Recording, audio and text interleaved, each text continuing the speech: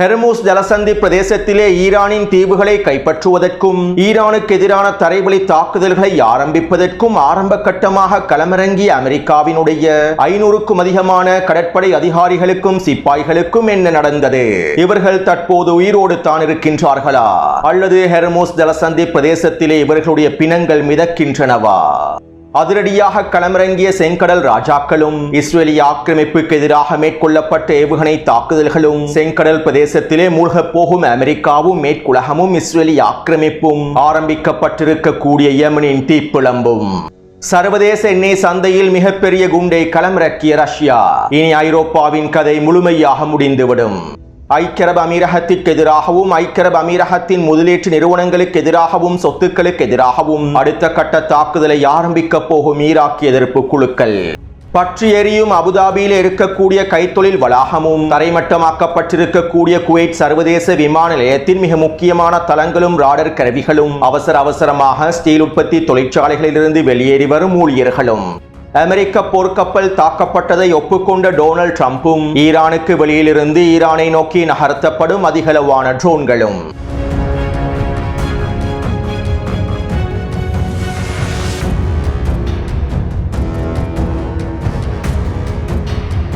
இது ஈரான் அப்டேட்டின் 61வது காணொளியாகும். இன்று காலை வெளியிட்ட முக்கியமான காணொளியை பார்வையிடாதவர்கள் அவசரமாக கீழே இருக்கக்கூடிய லிங்கினை பயன்படுத்தி குறித்த காணொளியை பார்வையிடுங்கள். தற்போது போரானது உச்சக்கட்டத்தை நோக்கி நகர்ந்து வருவதனால் முடிந்த அளவுக்கு அதிகளவான காணொளிகளை பதிவிடுவதற்கு முயற்சி செய்கின்றேன். மேலும் டெலிகிராம் சேனலில் இணைந்து கொள்ளாதவர்களும் அவசரமாக கீழே இருக்கக்கூடிய லிங்கினை பயன்படுத்தி இணைந்து கொள்ளுங்கள். சில முக்கியமான தகவல்களை அவசரமான தகவல்களை நான் தொடர்ச்சியாக டெலிகிராம் சேனலில் பதிவிடுவேன்.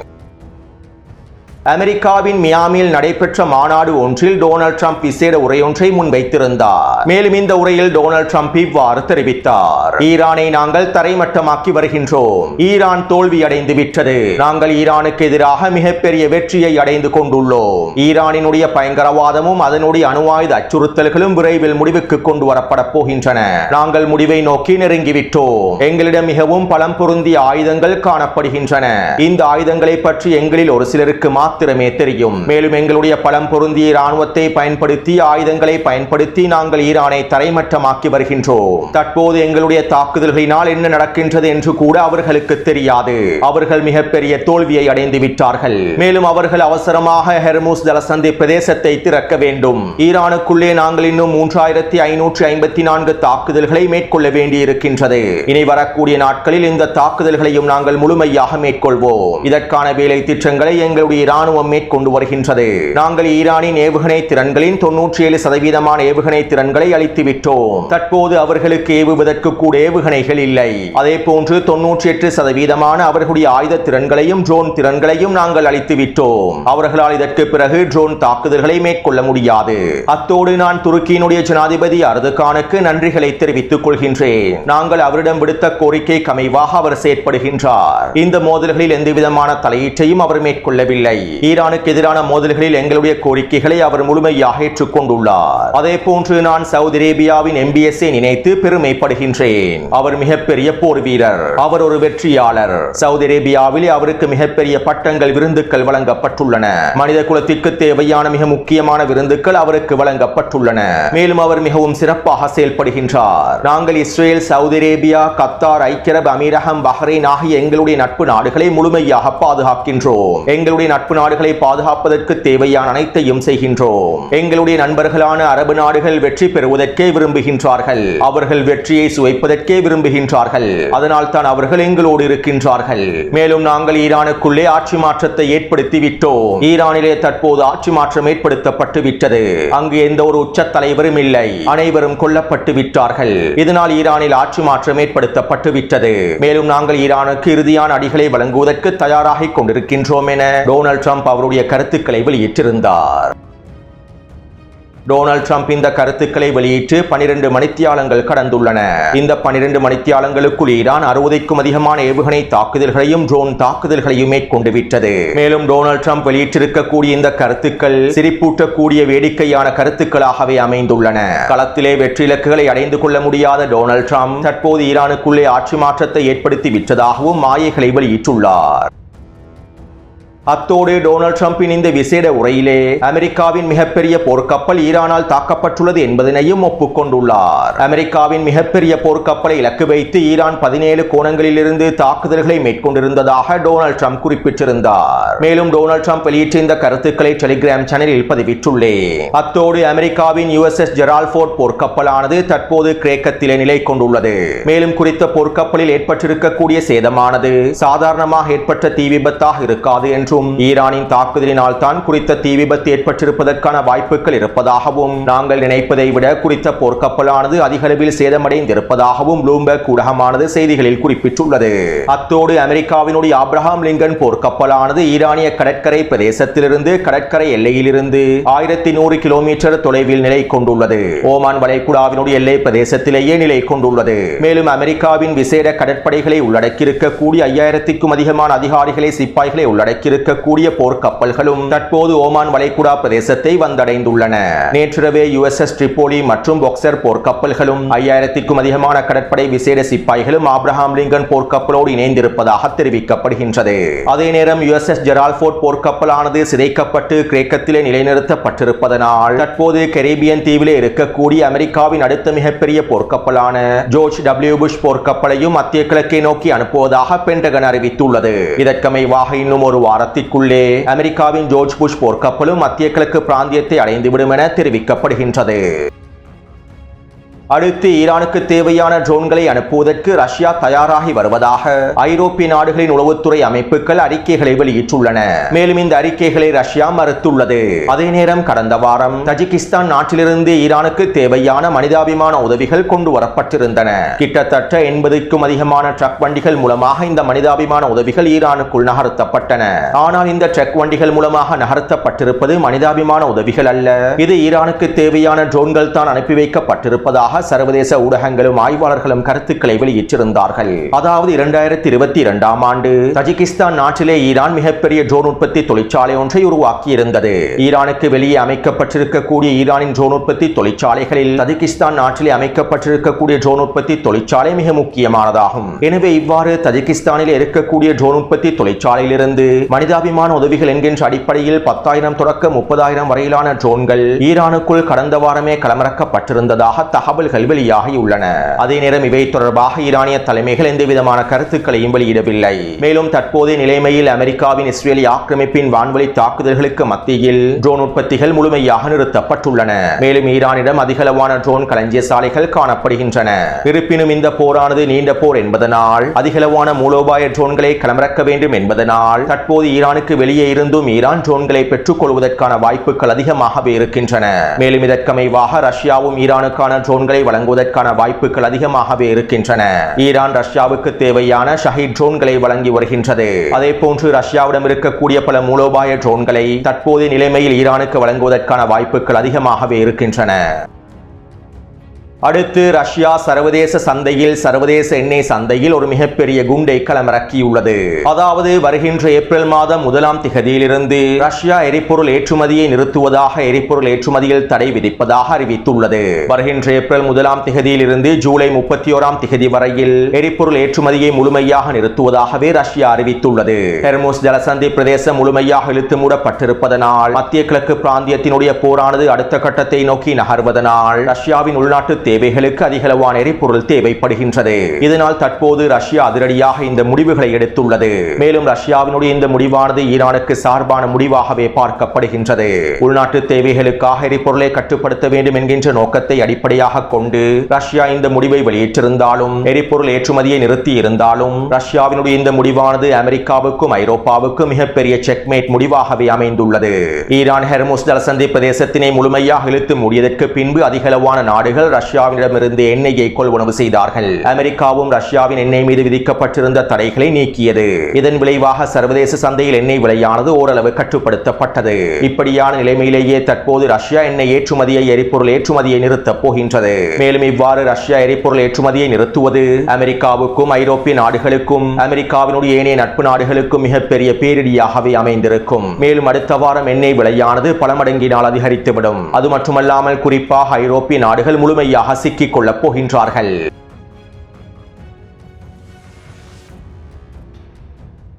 ஈராக்கிய எதிர்ப்பு குழுக்கள் ஐக்கிய அரபு அமீரகத்திற்கு எதிரான இறுதி எச்சரிக்கைகளை வெளியிட்டுள்ளார்கள். இஸ்ரேலி ஆக்கிரமிப்போடு இயல்பாக்கத்தை மேற்கொண்டிருக்கக்கூடிய கண்ணாடி அரசாக அழைக்கப்படக்கூடிய ஐக்கிய அரபு அமீரகம் ஈரானுக்கு எதிரான ஆக்கிரமிப்புகளில் தொடர்ச்சியாக தலையிடுமாக இருந்தால் அவர்களை விரைவாக வரைபடத்திலிருந்து அழிப்பதற்கான தாக்குதல்களை நாங்கள் ஆரம்பிப்போம். ஈரானுக்கு எதிரான தரைவழி தாக்குதல்கள் ஆரம்பிக்கப்பட்டால், ஈரானிய தீவுகளை கைப்பற்றுவதற்கான தாக்குதல்கள் ஆரம்பிக்கப்பட்டால் நாங்கள் ஐக்கிய அரபு அமீரகத்திற்கு எதிரான வீரியமான தாக்குதல்களை ஆரம்பிப்போம். மேலும் ஈராக் குர்திஸ்தான் பிரதேசத்தில் இருக்கக்கூடிய ஐக்கிய அரபு அமீரகத்தின் சொத்துக்களையும் முதலீடு நிறுவனங்களையும் இலக்கு வைத்தும் தாக்குதல்களை மேற்கொள்வோம். ஐக்கிய அரபு அமீரகத்தினுடைய ஒட்டுமொத்த பொருளாதாரத்தையும் சிதைக்கக்கூடிய தாக்குதல்களை நாங்கள் மேற்கொள்வோம் என ஈராக் எதிர்ப்பு குழுக்கள் இறுதி எச்சரிக்கைகளை வெளியிட்டுள்ளார்கள். அதாவது குர்திஸ்தான் பிரதேசத்தில் ஐக்கிய அரபு அமீரகத்திற்கு சொந்தமான பல முதலீட்டு நிறுவனங்கள் காணப்படுகின்றன.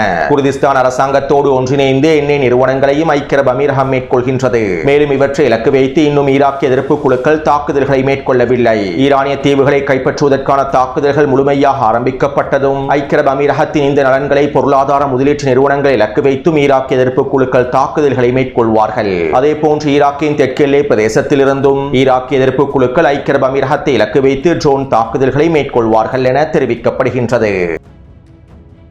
அத்தோடு நேற்றிரவு யமன் ஹவுதி இராணுவத்தினுடைய ஊடக பேச்சாளர் யஹ்யா சரி அவர்கள் அமெரிக்காவுக்கும் இஸ்ரேலி ஆக்கிரமிப்புக்கும் அதனுடைய அடிமைகளுக்கும் இறுதி எச்சரிக்கைகளை வெளியிட்டிருந்தார். மேலும் இதைத் தொடர்ந்து இன்று அதிகாலை வேளையில் யமன் ஹவுதி இராணுவத்தினர் இஸ்ரேலி ஆக்கிரமிப்புக்கு எதிராக பாலிஸ்டிக் ஏவுகணை தாக்குதல்களை மேற்கொண்டிருந்தார்கள். கிட்டத்தட்ட 4 பாலிஸ்டிக் ஏவுகணை தாக்குதல்கள் மேற்கொள்ளப்பட்டிருப்பதாக தெரிவிக்கப்படுகின்றது. இஸ்ரேலி ஆக்கிரமிப்பின் டெல் அவீவ் பிரதேசத்தை இலக்கு வைத்து இந்த தாக்குதல்கள் மேற்கொள்ளப்பட்டுள்ளன.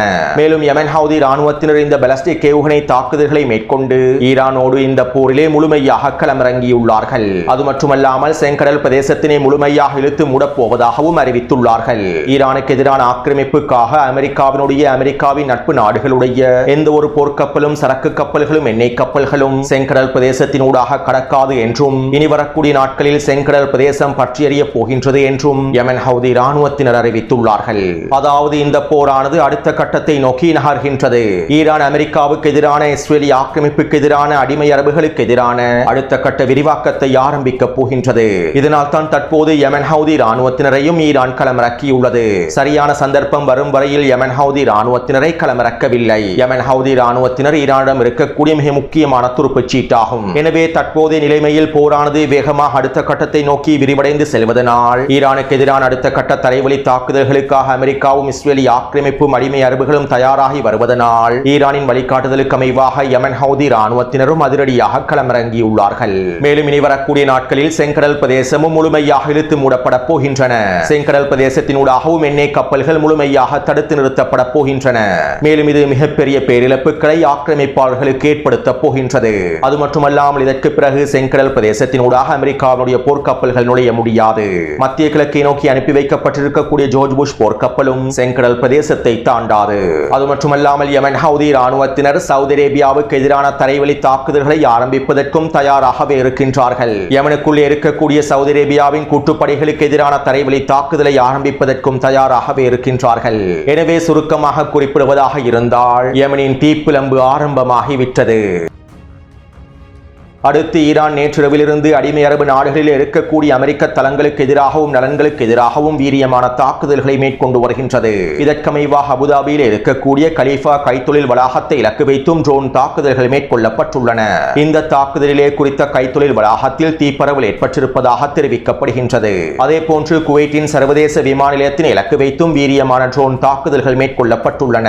இந்த தாக்குதலிலே சர்வதேச விமான நிலையத்தினுடைய மிக முக்கியமான ராடார் தளங்கள் அளிக்கப்பட்டிருப்பதாகவும் விமான நிலையமானது முழுமையாக முடக்கப்பட்டிருப்பதாகவும் குவைட்டினுடைய சிவில் விமான போக்குவரத்தின் தலைவர் தெரிவித்துள்ளார். அத்தோடு பஹ்ரைனை ஈரான் பொளந்து கட்டி வருகின்றது. இன்று காலை வெளியிட்ட காணொலியில் இவை தொடர்பான பல முக்கியமான தகவல்களை பதிவிட்டிருந்தேன். மேலும் ஈரானின் அடுத்த கட்ட தாக்குதல்களுக்கு பயந்து தற்போது பஹ்ரைனில் இருக்கக்கூடிய மிக முக்கியமான ஸ்டீல் உற்பத்தி ஆலையான SULB ஆலையிலிருந்து அனைவரும் வெளியேறி வருகின்றார்கள். மேலும் பஹ்ரைனை தொடர்ந்து கத்தார், சவுதி அரேபியா, குவைட்டில் இருக்கக்கூடிய ஸ்டீல் ஆலைகளில் இருக்கக்கூடிய ஊழியர்களையும் வெளியேற்றுவதற்கான ஆரம்ப கட்ட முடிவுகள் எடுக்கப்பட்டு வருவதாக தெரிவிக்கப்படுகின்றது.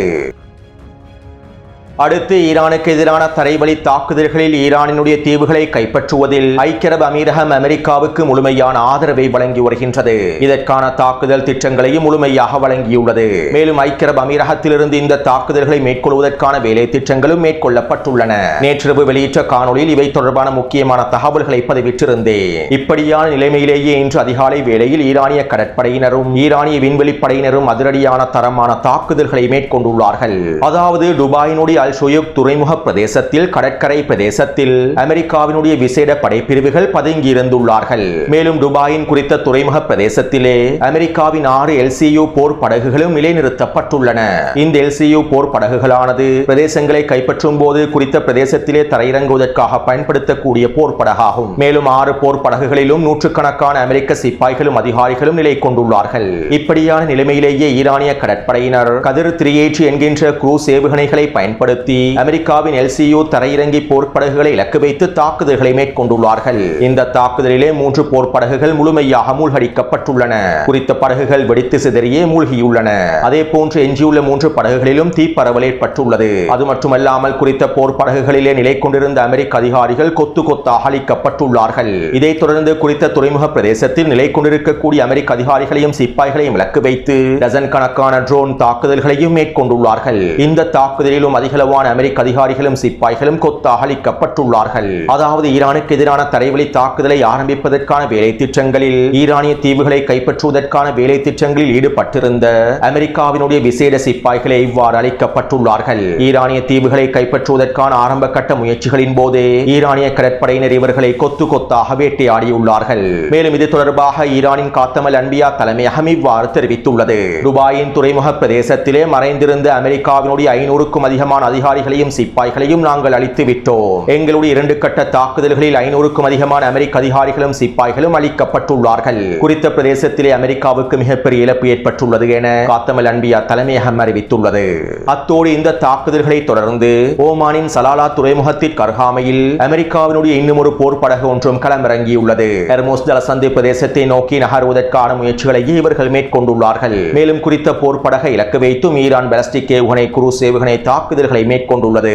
இந்த தாக்குதலிலே குறித்த படகு முழுமையாக அழிக்கப்பட்டிருப்பதாகவும் பல அமெரிக்க அதிகாரிகளும் சிப்பாய்களும் கொல்லப்பட்டிருப்பதாகவும் தெரிவிக்கப்படுகின்றது. அதே நேரம் இந்த தாக்குதல் தொடர்பாக ஐக்கிய அரபு அமீரகமோ அமெரிக்காவோ இன்னும் வாய் திறக்கவில்லை. ஈரானினால் வழங்கப்பட்டிருக்கக்கூடிய அடி பலமானதாக இருப்பதனால் தற்போது என்ன செய்வதென்று தெரியாமல் இவர்கள் சிக்கி தவிக்கின்றார்கள். மேலும் நாளைய தினம் அல்லது நாளை மறுதினம் அமெரிக்க ஊடகங்களே இவை தொடர்பான இழப்புகள் தொடர்பான தகவல்களை வெளியிடுவார்கள். எனவே ஈரானுக்கு எதிரான தரைவழி தாக்குதல்களை ஈரானிய தீவுகளை கைப்பற்றுவதற்கான அமெரிக்காவினுடைய கடற்படையின் ஆரம்ப கட்ட முயற்சிகள் படுதோல்வியில் முடிவடைந்துள்ளன.